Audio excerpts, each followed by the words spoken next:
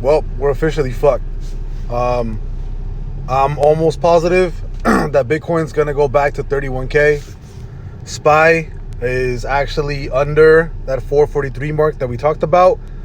Almost positive that we're gonna go down to 430. I really doubt that we're gonna see any recovery on this soon. You have a gap on SPY here at 436. I don't think it's gonna stop. I think you're going to 30. Well, that's work. I think we're going to 430. There's a stronger chance we're going to 400 bucks.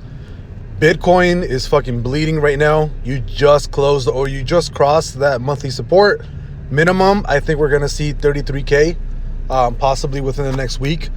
I actually think that this is gonna accelerate down even further, and we're probably gonna see 33, 31K by Sunday.